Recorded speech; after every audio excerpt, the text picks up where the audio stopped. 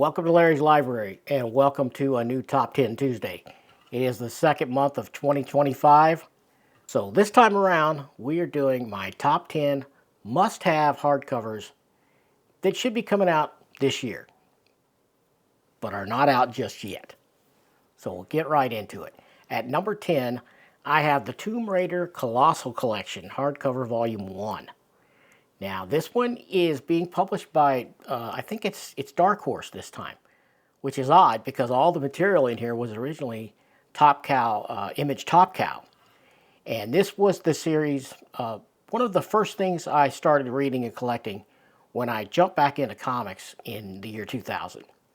And these are really fun stories with some terrific art by, let's see, I got a list here, but Andy Park is the standout for me for the first couple arcs of this. And then you had Adam Hughes later on. You had Michael Turner in there, sort of in the middle.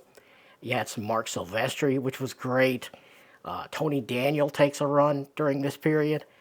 Dan Green, and many, many more. Just really, really nice artwork throughout. This volume, I think it's I'm not sure. I didn't note the dimensions, but it's really big. It's like library size, I believe, maybe bigger. But this one is 896 pages, and the MSRP on it's going to be $99.99. And this one is supposed to come out June 24th, so we'll see if this gets pushed back. But yeah, this collects the first, let's see, 1 through 24. It skips 25, then it goes 26 to 34 of that original Top Cow series. And yeah, it's some really good stuff. If you like the character of Lara Croft, Tomb Raider, then this is the one. I mean, I've read some of the series afterwards, and they're not as good. They really are not. I mean, some of them are enjoyable still yet, but this is the one to have. Looking forward to this big hardcover coming out. I have them in trade paperbacks, a few of the runs. I had all the singles at one time. I've since let a lot of them go. I did keep some of it, but so yeah, this is on my list. Number 9, I have Mike Grell's The Warlord Omnibus Volume 1. Now, I think 2 should get it all. I believe it's 2, the way I kind of mapped it out. Now, I have no firm release date on this other than 2025, and this news comes via Mike Grell himself. The solicits for this are not out yet now, and I don't know what they're going to use for the cover. The cover I'm using here is actually my copy of Warlord number 1, which my daughter had Mike Grell autograph for me. Check that out. But yeah, so I don't know which cover they're going to go with on the Omni. No solicits yet. Hopefully it makes it this year. At number 8, I have Marvel 2-in-1 Omnibus Volume 1. This collects some Marvel feature issues and then Marvel 2-in-1 1 through 20. And let's see, I've got more written down here. The first annual, there's an issue of Marvel Team Up it crosses over with. That's in here. You got a Fantastic Four Annual 11 is in here. You know, more crossover storylines. And if you're not familiar, Marvel 2-in-1 was, if you're familiar with Marvel Team Up, which is always Spider-Man and then someone else in the original series, this is the same thing but with Ben Grimm. So you got the Thing teaming up with anyone and everyone from the Marvel Universe of the time. And it's really good stuff. I've read, I would say, at least half of this material over the years, and I've owned a lot of it. I still have number 1, I believe, with Man-Thing, which is odd, and that's the cover here they're using in this solicit image I pulled.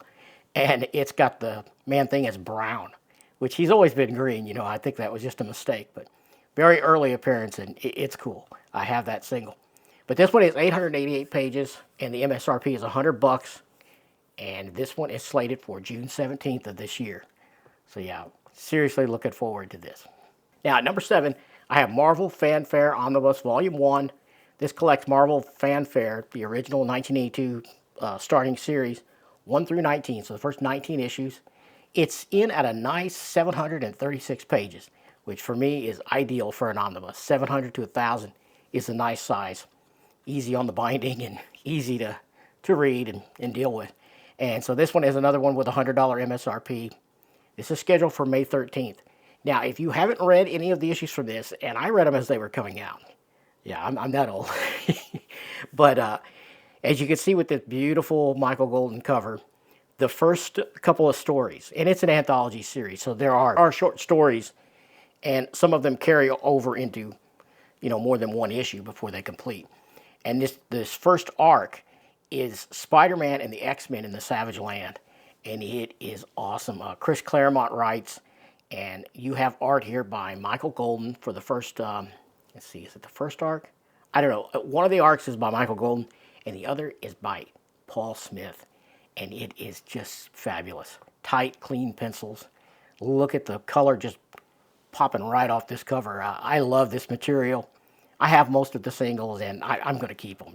I'm just going to double dip with this guy because this is just beautiful material from a great, great time at Marvel Comics. So yeah, I'm totally looking forward to this one.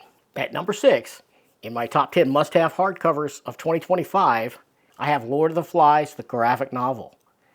Now, I already have a copy of this. I've already read it. I reviewed it. I'll put a link up so you can check it out if you haven't seen that review yet. But I love this so much, and I'm just dying for everybody to read this.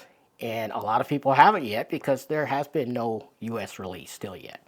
You can order it if you want to order from a UK seller, get it in English, and get it shipped over. But yeah, it's still not released in the U.S. market. Now, I have looked and looked and looked to try to find any official date for the U.S. release. I've come up with nothing. I don't even know if it's going to get a U.S. release this year. I can't imagine that it won't because, it came out everywhere else last year. So hopefully it's going to happen this year. But this is M.A. de Jong's adaptation of the novel by William Golding. And it's really good. The art is fabulous. The colors are awesome. Yeah, this is a really, really great book. So I'm really hoping it comes out this year so in the U.S. so everyone else can read it that are waiting for that to happen.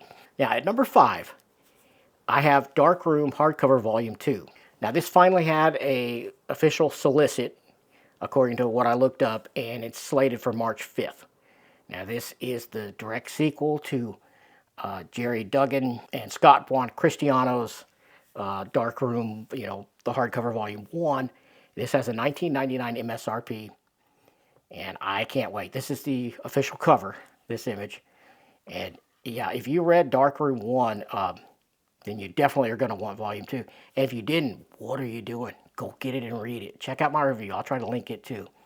And funny thing is, this was actually originally supposed to come out last year, but it kept getting pushed back in the list. And I had it on my must-haves for last year, I think at the same position, number 5. So right in the middle of the countdown. So hopefully this is going to make it this time. Now, at number 4, I've got Fantastic Four Omnibus Volume 6. This one collects Fantastic Four 164 through 203 and annual 1963. You have some Marvel 2-in-1s in here and one issue of What If. Well, actually 3. 3 issues of What If. This is coming in at 1,072 pages for an MSRP of $125. And this one is due on June 10th. And I can't wait.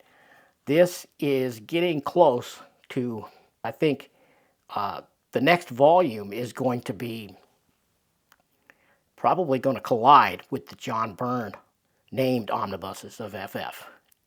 Because there's just, I think, maybe 10 issues, and then you get to the early John Byrne issues after this one ends. So, if there's going to be a FF Volume 7 Omni, it's going to collide with that, and you're going to get some double dips with the John Byrne Omnis. But what are you going to do? I'll probably have to accept that because I want to get that interim material and also have the John Byrne stuff, which I have the John Byrne Omnis Volume 1 and 2, so definitely going to be some double dipping when we get to Volume 7, but I can't wait for Volume 6. It's going to be great. I've been reading all of the FFs in omnibus format, starting with 1, and I've actually paused my my vaunted FIFO system where I read the first in, first out. I read the oldest stuff first and then continue with a few exceptions. And I made an exception here because I have the John Byrne FFs next in my reading order. But I have paused that and skipped to other Omnis waiting for this sucker to come out. So I can't wait. June 10th, we're going to have it. Now, at number 3, I've got Silver Surfer Return to the Spaceways Omnibus. Now, to me, they should have called this Silver Surfer Omnibus Volume 2. Not sure why they didn't, but I'm just happy to have it, even if I don't agree with the title. But yeah, this one collects, it's a long list. Silver Surfer, the 1982 one shot, I believe.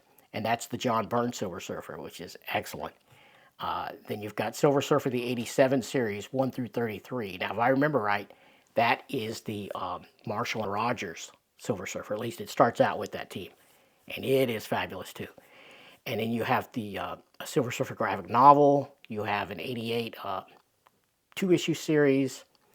You have a lot more. A lot more appearances of the Silver Surfer. Everything is after what's collected in that first Omni, which is the classic Stan Lee, John Buscema run. And so this is everything, all of its appearances and series and specials and one-shots that happened after that. All that they could fit into 1,360 pages at least. Wow, so this is going to be a fatty. I don't really, I would rather prefer them be thinner than this, but what are you going to do? So this has a big fat price too. It's a $150 MSRP to match that 1,300 plus pages. And this one's due out April 22nd. I've got the Ron Lim cover here, which is pretty nice. Yeah, and number 2 is one I have been waiting for so long, and I voted for this in the Most Wanted Omnibus poll that Omar did on over on Near Mint Condition. And in fact, this was my titling. Because they actually, as some of those guys had it mapped out, they actually had it mapped out under, I think, Doctor Strange, Sorcerer Supreme, Volume 3, 4, something like that. They continued that. And I said to, I think it was Crisis, I think I said in an email, I said, that shouldn't go with that because this series came out before Sorcerer Supreme. This is the OG Doctor Strange series once he got his own standalone series.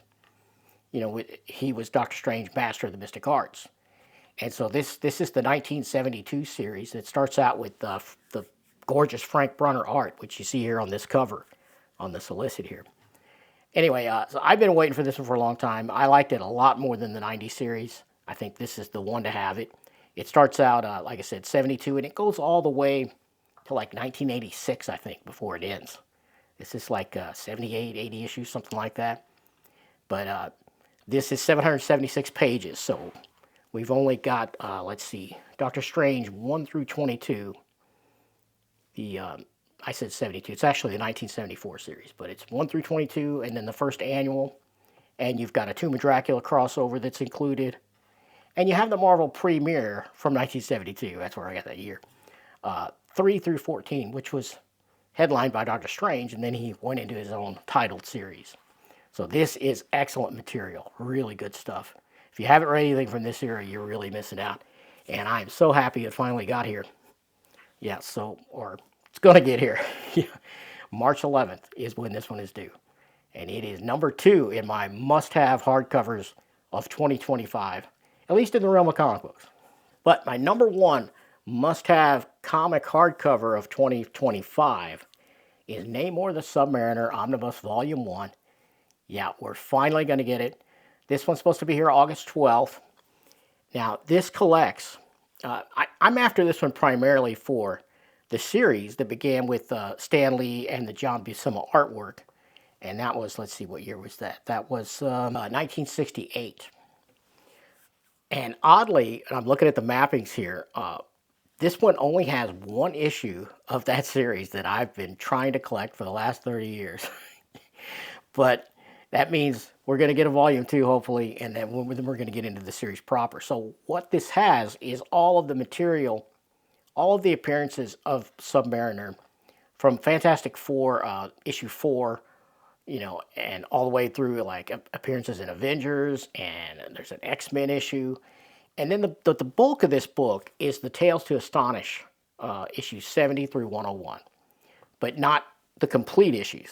Because if memory serves, that Tales to Astonish was shared by at least 2 heroes.